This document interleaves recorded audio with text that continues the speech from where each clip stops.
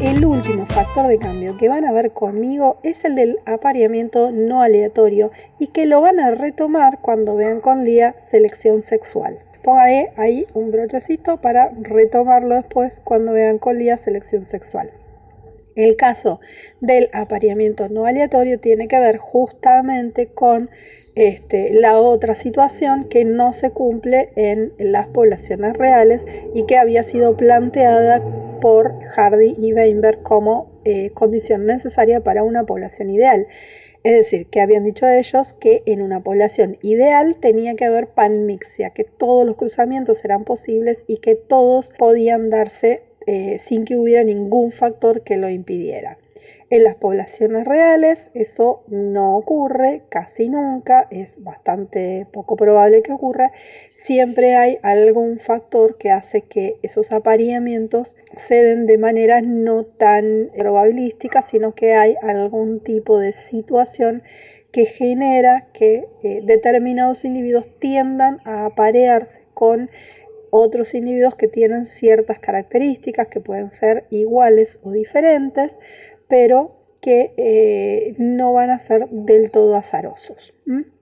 Vamos a empezar por un ejemplo simple y vamos a volver a los comienzos de esta materia, allá por abril, cuando estábamos hablando de las leyes de Mendel. ¿Se acuerdan que cuando hablábamos de las leyes de Mendel hablamos de que él había partido de líneas puras? Habíamos dicho que las arvejas, Pisum sativum, tenían un tipo de flor que favorecía la autogamia, ¿sí? La polinización dentro de la flor, que hacía que no hubiera polinización cruzada. En los experimentos que hizo Mendel, lo que él hizo fue partir de líneas puras, conseguir una F1 heterocigota y luego dejar que se autopolinizaran y estudiar lo que pasó en la siguiente generación, en la F2. Si ustedes recuerdan el tablerito de Punnett que veíamos por aquellos días, van a recordar que cuando se autopolinizaba un heterocigota, lo que esperábamos era que tuviéramos una proporción 1-2-1 de homocigotas dominantes, heterocigotas y homocigotas recesivos. ¿Sí? ¿Se acuerdan? Creo que se acuerdan de eso. Espero que se acuerden. En cada evento de autogamia o autopolinización que ocurre en un heterocigota, vamos a encontrarnos con que la mitad de los individuos son heterocigotas y la otra mitad son homocigotas entre dominantes y recesivos, es decir, un cuarto dominantes y un cuarto recesivos, pero van a ser homocigotas. Ahora, cuando tenemos una autofecundación de un individuo homocigota, la descendencia va a ser siempre homocigota del mismo tipo, porque ese individuo no tiene variabilidad genética para ese locus, va a tener dos alelos iguales y por lo tanto a su progenie solamente le puede heredar los mismos alelos que tiene, es decir, esa progenie va a ser homocigota.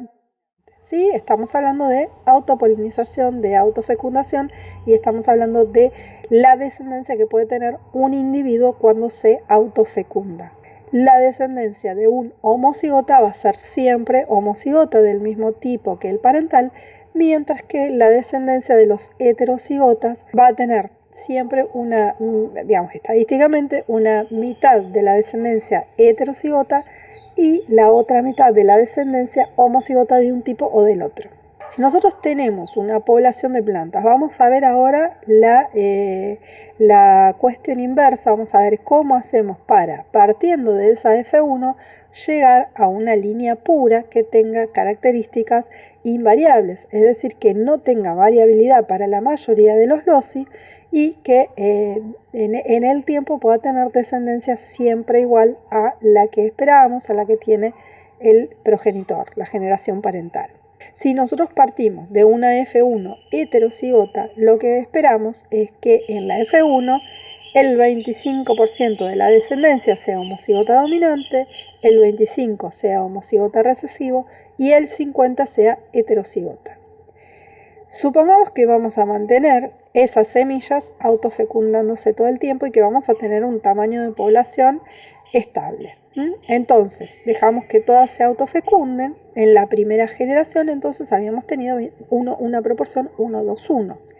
En la siguiente generación se van a autofecundar todas, las homocigotas y las heterocigotas, ¿sí? Pero las homocigotas van a tener siempre una descendencia que va a ser homocigota igual a los padres. Por lo tanto, toda esa proporción de individuos va a dar origen a homocigotas. Mientras que los heterocigotas, pero que ahora en la población van a ser solo la mitad, van a dar origen a la mitad de heterocigotas, un cuarto de homocigotas y otro cuarto de homocigotas. Vemos ahora que en esa F2 la proporción relativa de homocigotas a heterocigotas aumentó. En la F3 va a pasar lo mismo. Todos los homocigotas descendientes de la generación P y de la generación F1 van a dar, y de la generación F2, van a dar origen a individuos homocigotas, mientras que los heterocigotas van a dar origen a individuos heterocigotas y homocigotas, ¿sí? Y vemos cómo generación tras generación esa proporción de heterocigotas se va achicando y el alelo va quedando fijado tanto en un sentido como en el otro. ¿Sí? Se pueden modificar las proporciones genotípicas respecto de las esperadas por la ley de Hardy-Weinberg, porque los genotipos quedan fijados, los alelos quedan fijados en cada uno de los linajes, ¿sí? Podemos seguir manteniendo en la población las mismas frecuencias alélicas. Si vemos acá, vamos a seguir teniendo, cuando llegamos luego de muchas generaciones, vamos a tener la mitad de los individuos que van a ser homocigotas de un tipo y la otra mitad que van a ser homocigotas del otro tipo, ¿sí? Y en esa población en total la frecuencia de alelos se mantiene, ¿sí? Sigue siendo de 50 y 50, pero las frecuencias de genotipos son distintas a las esperadas, a la proporción 1-2-1 o P cuadrado más 2PQ más Q cuadrado, esperado por la ley de Hardy-Weinberg, porque esas combinaciones se fueron fijando a raíz de esto que vemos aquí, que pasa aquí. Otro ejemplo de apareamientos no aleatorios que pueden modificar las proporciones genotípicas, pero no necesariamente las proporciones alélicas, según lo esperado por la ley de Hardy-Weinberg, es el caso de los gansos de la nieve, obviamente un ejemplo de allá del norte, es el caso de los gansos de la nieve. ¿Qué pasa con estos gansos? Estos gansos tienen dos morfotipos, blancos y azules, ¿sí? Y dentro de las poblaciones de gansos existen ambos morfotipos y hay una preferencia de apareamiento de blancos entre blancos y de azules entre azules. Azules oscuritos, deben tener algún brillo medio azulado las plumas o algo por el estilo, ¿sí? Más o menos como los brillitos que tengo yo acá, pero no son azules, son violetas. Bueno, entonces los gansos azules, que deben tener sus plumas con algún brillo medio azulado, nosotros en la foto los vemos de un color gris, tienen preferencia de apareamiento entre ellos, mientras que los blancos tienen preferencia de apareamiento entre blancos, ¿sí? Entonces, este tipo de preferencias va a hacer que los blancos sean más parecidos entre sí y los azules sean más parecidos entre sí.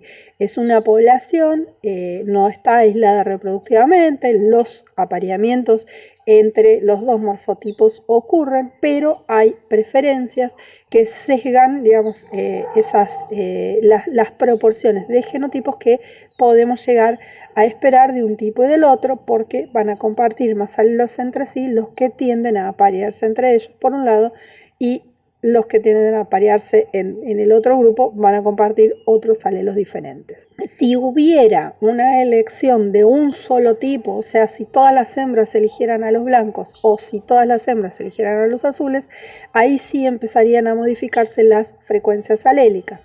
Pero mientras cada uno de los dos grupos mantenga ese tipo de selección, todos los alelos van a seguir estando, no va a haber alelos que se pierdan porque los dos grupos siguen estando y siguen eligiéndose entre ellos, pero sí vamos a tener variaciones respecto de que va a haber mayores niveles de homocigosis de los blancos por un lado y mayores niveles de homocigosis de los azules por el otro, y va a haber menor cantidad de heterocigotas, ¿sí? Va a haber una pérdida de heterocigotas. Este tipo de discriminación donde los individuos eligen a individuos semejantes se conoce en biología como discriminación positiva, mientras que cuando el individuo elige al que es justamente bien diferente, por ejemplo, si los blancos eligieran aparearse siempre con azules y los azules prefirieran siempre aparearse con blancos, es decir, si se cruzaran, a ese tipo de discriminación se la conoce como discriminación negativa, ¿sí? No tiene esto positivo o negativa, no tiene un sentido de valoración, ¿sí? Ética ni nada por el estilo, sino que tiene que ver con el hecho de elegir a un igual o elegir a un distinto, nada más.